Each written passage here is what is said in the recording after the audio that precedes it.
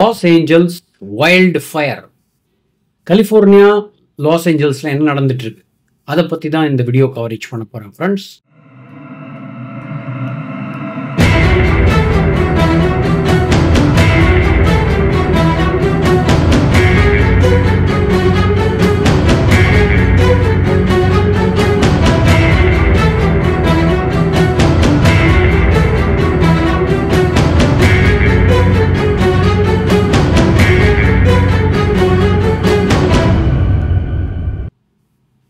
வீடியோக்குள்ளே போகிறதுக்கு முன்னாடி நான் இப்போ சொல்கிற மாதிரி வியூவர்ஸ் சப்ஸ்கிரைப் பண்ணிக்கோங்க. கமெண்ட் செக்ஷனில் கமெண்ட்ஸை கண்டிப்பாக பதிவு செய்யும்.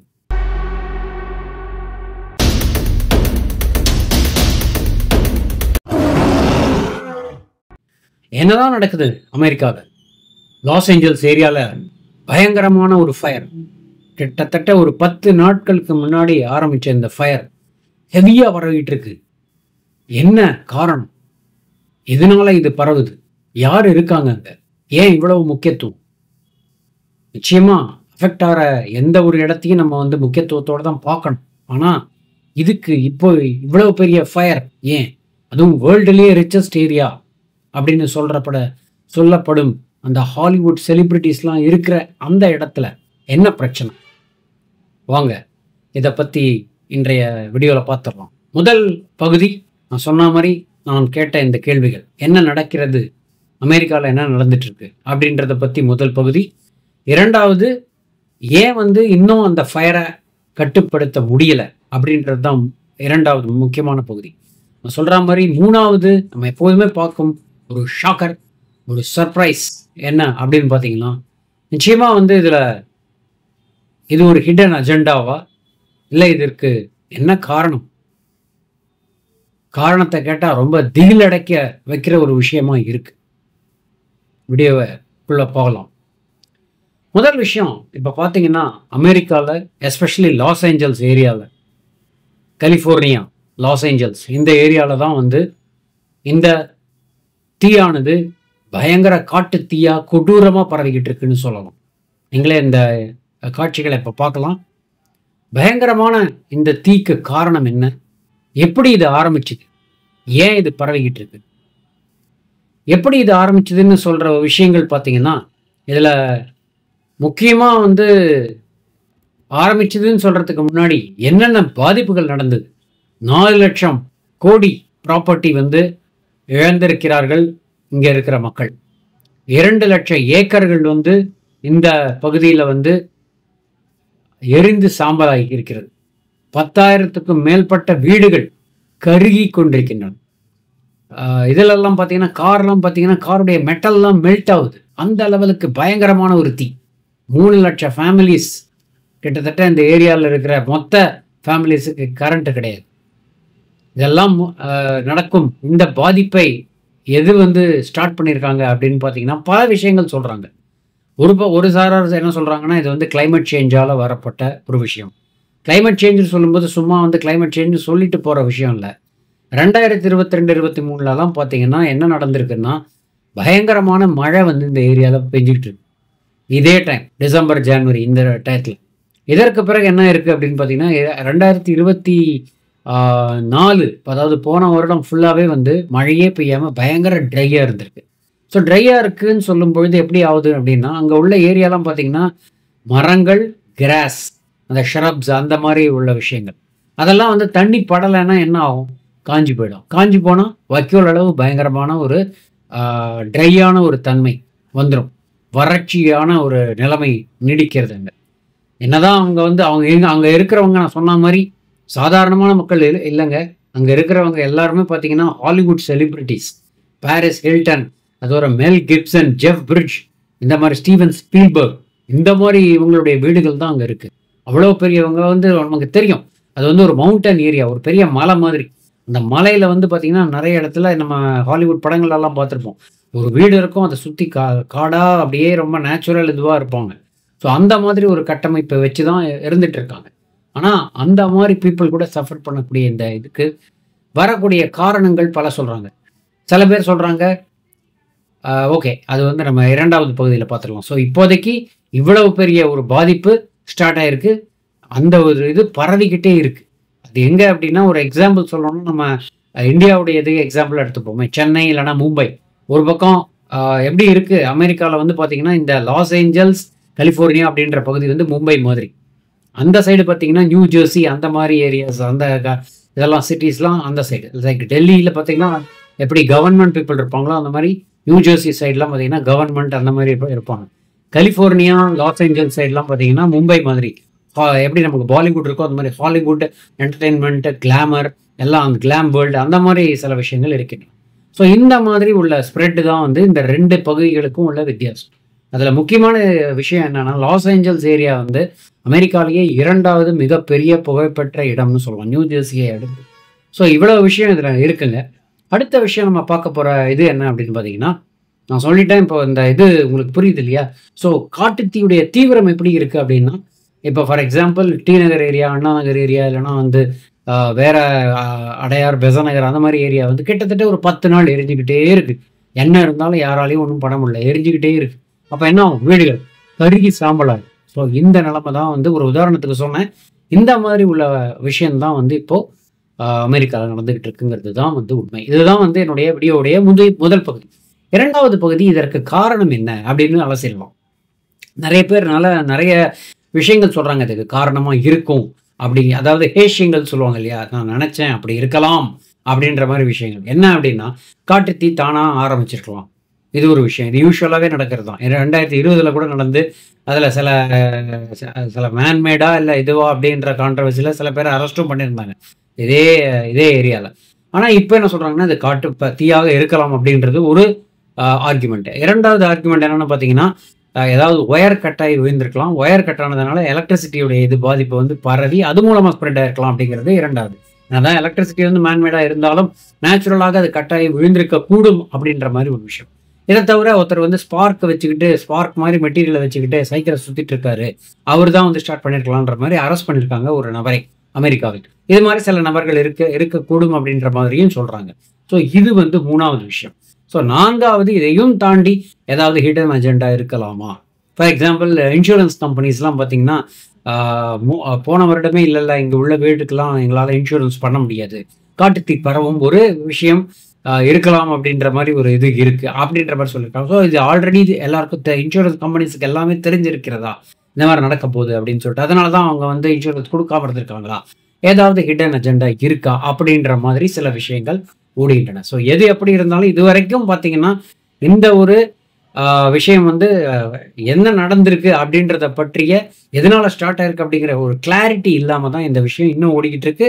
நான் வந்து இன்னைக்கு போடுற இந்த வீடியோ, அதாவது நான் போடுறது 14ஆம் தேதி, இந்த வீடியோ போடுற இந்த நாளில் கூட பார்த்தீங்கன்னா இன்னும் இந்த லாஸ் ஏஞ்சல்ஸ் ஏரியாவில் தீ அணையவில்லை. இதுதான் மிக முக்கியமான விஷயம். நானும் சரி ஒரு மாதிரி ஏதோ ஒரு சாதா ஒரு இது ஃபயர் அப்படின்ற ஒரு இன்சிடெண்ட்டாக போயிருமோன்னு பார்த்தேன். ஆனால் இது பயங்கரமாக எக்ஸ்டெண்ட் ஆகிட்டு இருக்கு. இன்னும் என்ன சொல்கிறாங்க அப்படின்னா, இது இன்னும் பரவக்கூடும் அப்படின்ற ஒரு விஷயம் சொல்கிறாங்க. ஸோ இப்போ நான் வந்து காரணத்தை எதனால் ஆரம்பித்திருக்கோன்றது ஃபர்ஸ்ட்டு 2வது பகுதியில் முதல் பாகத்தில் சொல்லிட்டேன். 2வது பாகம், இது ஏன் இப்போ பரவுது, இது ஏன் இப்போ பரவிக்கிட்டு இருக்கு, எதனால இதை வந்து கண்ட்ரோல் பண்ண முடியல அப்படின்றத பற்றி பார்த்துடலாம். என்ன விஷயம் அப்படின்னா, ஏன் பரவுது அப்படின்னா, இங்கே வந்து சில விதமான இப்போ நமக்கு வந்து இந்த மழையில் வந்து எப்படி வந்து புயல், பல விதமான புயல் சொல்கிறாங்க இல்லையா, ஸோ அந்த மாதிரி புயல்கள் மாதிரி இங்கே வந்து சாண்டோ அனா காற்று அப்படின்னு சொல்லிட்டு காற்றுக்கே பேர் வச்சுருக்காங்க. சாண்டோ அனா அப்படின்னு சொல்லிட்டு ஒரு காற்று இருக்குது. ஸோ இந்த காற்று வந்து யூஸ்வலாக இந்த டைம் அவங்களுக்கு வீசக்கூடிய ஒரு டைமாக இருக்குது. ஜனவரியில் யூஸ்வலாக வரும் அந்த காற்று. இந்த காற்றுடைய தன்மை எப்படின்னா 140 கிலோமீட்டர் ஸ்பீடில் வந்து அது வீசும். ஸோ வீசும்பொழுது அவங்களுக்கு வந்து என்ன ஆகுதுன்னா, இந்த என்ன சொல்கிறது, அந்த ஸ்பீடில் ஆல்ரெடி ஃபயர் இருக்கும்போது 140 கிலோமீட்டரில் காற்று வீசிச்சுன்னா கண்டிப்பாக பரவுமா பரவாது, கண்டிப்பாக பரவும். இது ஒரு பக்கம். இதை தவிர அவங்களுக்கு பலவிதமான பேரும் வச்சுருக்காங்க ஏரியா வைஸ். இப்போ ஃபார் எக்ஸாம்பிள் அண்ணா நகரில் எரியுதுன்னா அண்ணா நகர் தீ, டி நகரில் எரியுதுன்னா டி நகர் தீ, அந்த மாதிரி அவங்க வந்து பலவிதமான பேர் வச்சு இதை கூப்பிடுறாங்க அப்படிங்கிறது தான் வந்து இப்போ உள்ள நடைமுறையாக இருக்குது. வந்து ஏரியா வைஸ் இந்த ஃபயரை வந்து பிரிச்சிருக்காங்க. அதில் வந்து இன்னொரு 2 விஷயம், ஏரியா வைஸ் ஒவ்வொரு ஃபயருக்கும் ஒரு பேர் கொடுக்கப்பட்டிருக்கு. அதே மாதிரி எவ்வளவு தூரம் அதை வந்து ஃபயரை கண்டெயின் பண்ணியிருக்காங்க அப்படின்றத பற்றியும் அவங்க டீட்டெயில்ஸ் கொடுத்துருக்காங்க. அமெரிக்காவுடைய இதுலேருந்து வருது. எல்ஏ ஃபயர்ஸ் 12ஆம் தேதி, நான் உதாரணத்துக்கு வந்து 12ஆம் தேதியே இந்த கிளாசிஃபிகேஷன் கொடுத்துட்டாங்க. என்ன இடம் அப்படின்னு பார்த்தீங்கன்னா ஆர்ச்சர் ஃபயர்னு ஒரு ஃபயர் இருக்குது. இது வந்து 19 ஏக்கர் பரவி பரவி இருக்கும் ஏரியாவில் உள்ள ஃபயர். இதை வந்து ஃபுல்லாகவே கண்டெயின் பண்ணிட்டதாக சொல்கிறாங்க.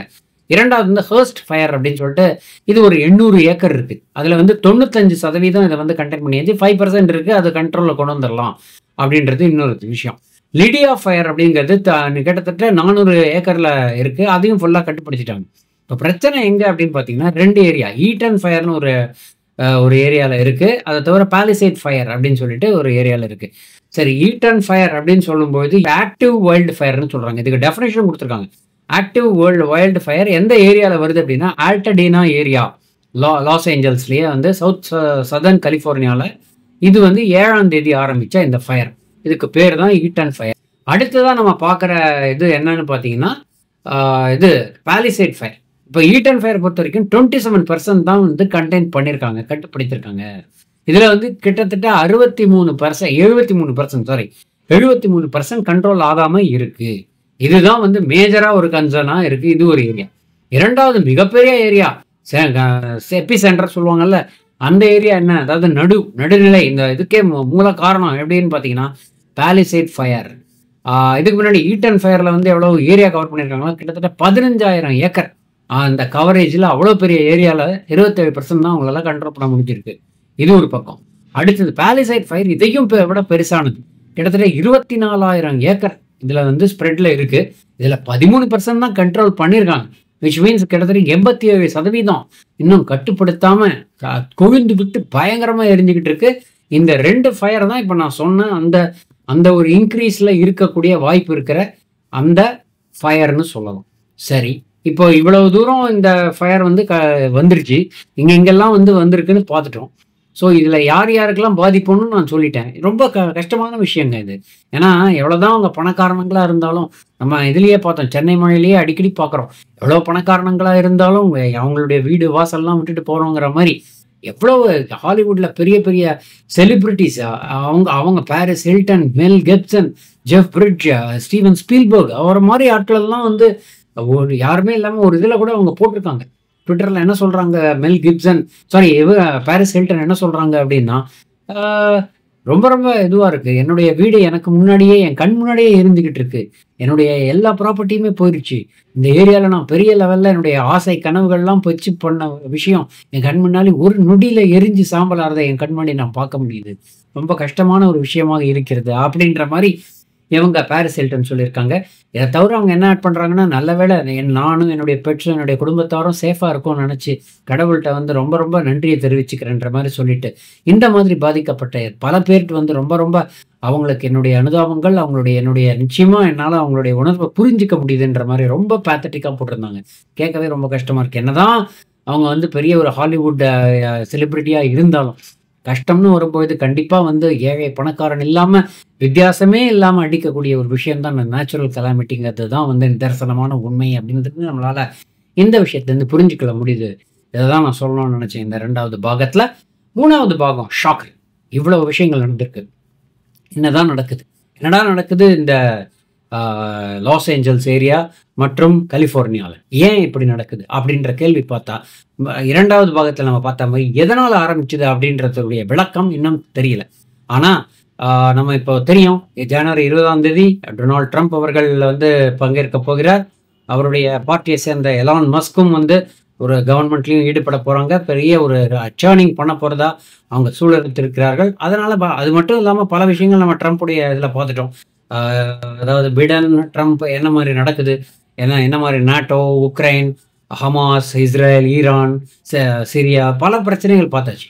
ஆனால் அதே சமயத்தில் இப்போ என்ன நடக்குது, இந்த ஃபயரை ஒட்டி ட்ரம்ப் தரப்பில் என்ன சொல்கிறாங்கன்னா, இது வந்து ஒரு பிளான்ட் அஜெண்டாவாக தெரியுது. அந்த லெவலுக்கு அவங்க போயிட்டாங்க. அவங்க என்ன சொல்கிறாங்கன்னா 2-3 கான்ஸ்பிரசி தியரிஸ் மாதிரி 2-3 இது டிஸ்க்ளைமரும் நான் போட்டாங்க. அவங்க என்ன சொல்கிறாங்க அப்படின்னு பார்த்தீங்கன்னா, கண்டிப்பாக வந்து இது ஒரு நிச்சயமாக இந்த கவர்மெண்ட்டுடைய ஒரு எஃபிஷியன்சியை காட்டுது அப்படின்னு சொல்லிட்டு எலான் மஸ்க் வந்து இந்த கலிஃபோர்னியா கவர்னர் அட்டாக் பண்ணுறாரு. அவர் என்ன சொல்கிறாருன்னா, இது வந்து ரொம்ப ரொம்ப இன்எஃபிஷியன்ட், இதுக்கு தகுந்த பிளானிங் பண்ண மாட்டாங்களா அப்படின்ற மாதிரி கேள்வி கேட்டிருக்காரு. இதுக்கு ஒரு லாஜிக்கும் இருக்குது.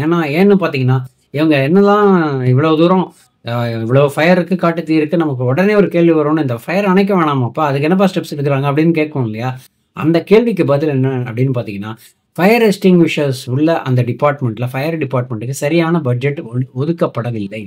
இந்த ஒதுக்கப்படவில்லைன்னு சொல்லும்போது, இந்த மாரி விஷயங்களுக்கு வந்து கண்டிப்பா பட்ஜெட் தேவைப்படாதுன்ற மாரி பட்ஜெட்ட கட் பண்ணியிருக்காங்க கவர்மெண்ட்ல போன வருடமே. இது ஒரு பக்கம் நடந்திருக்கு. இன்னொரு பக்கம் என்ன நடந்திருக்கு அப்படின்னு பார்த்தீங்கன்னா, கண்டிப்பா வந்து இந்த மாரி உள்ள கலாமிட்டிக்கு நமக்கு வந்து பலவிதமான ஸ்டெப்ஸ் எடுக்கணும். அதுக்கு மிக முக்கியமான ஃபயர பொறுத்தவரைக்கும், ஃபயருடைய எனிமி வாட்டர். வாட்டர் சோர்ஸே இல்லங்க இங்க. அப்புறம் என்னங்க பண்ணுவாங்க? அந்த லெவலுக்கு வந்துருச்சு. நம்மளால என்ன சொல்ல முடியும் இல்லையா? ஸோ இந்த மாதிரி சில கஷ்டங்களை வந்து அந்த ஃபயர் டிபார்ட்மெண்ட்டும் ரொம்ப ஃபேஸ் பண்றாங்க. இதுக்கு தான் வந்து திருப்பியும் ட்ரம்ப் தரப்புல என்ன சொல்றாங்கன்னா, பிளான்டா இது கட் பண்ணியிருக்காங்களா? இன்சூரன்ஸ் கம்பெனிலாம் போன வருஷமே வந்து இந்த இடத்துல வர வாய்ப்பு இருக்குன்னு சொல்லிட்டாங்களே, அப்ப என்ன நடக்குது? அப்படின்ற மாரி கேட்டிருக்காங்க. அதுக்கு ஒரு கான்ஸ்பிரசி தியரியும் Instagram மற்றும் Facebookல போயிட்டுருக்கு. ஸோ அவங்க என்ன சொல்றாங்க அப்படின்னா, ரியல் எஸ்டேட் பீப்பிள்லாம் வந்து இத நெறைய டேக் ஓவர் பண்ணி பெரிய லெவல்ல டெவலப் பண்ணணும்னு நினைக்கிறாங்க. இதுல வந்து இருக்கிறவங்க, இல்லாதவங்க எல்லாரையுமே வந்து கிளப்பிட்டா, நமக்கு வந்து சுலபமா இந்த ஏரியாவ கைப்பற்றிடலாம். அதுக்கப்புறம் நமக்கு வேண்டிய டெவலப்மெண்ட்ஸ் எல்லாமே இந்த ஏரியால பண்ணலாம் அப்படின்ற மாதிரி ஒரு சிஸ்டம் வந்திருக்கிறதா பலவிதமான கான்ஸ்பிரசி தியரி வருது. அதுக்கு கவர்னர் ஆஃப் கலிஃபோர்னியா மறுக்கிறாரு. என்னங்க நீங்க பேசுறீங்க? அந்த மாரி ஏதாவது இருந்தா சொல்லுங்க தயவு செஞ்சு. இப்ப எல்லாரும் சேர்ந்து இது பண்ணணும். ஈவன் பிடன் கூட அந்த இடத்துல பேச வேண்டியிருந்தது. இந்த ஃபயர்னால வந்து அவர் வர முடியாம போயிடுச்சுன்ற மாரி ரொம்ப கவலையை தெரிவித்து கவர்னர் ஆஃப் கலிஃபோர்னியா பேசியிருக்காங்க. ஸோ கண்டிப்பா வந்து இது எதனால நடக்குது அப்படிங்கிறத கேட்டாலே நமக்கு வந்து ஒருவேளை இந்த மாரி விஷயங்கள் உண்மையாக இருந்தால், ஏன்னா வந்து பார்த்தீங்கன்னா, இந்த மாரி ஏரியால யாரும் நம்ம எல்லாம் வீடும் எரிஞ்சு போச்சு. மொத்தமும் காலி.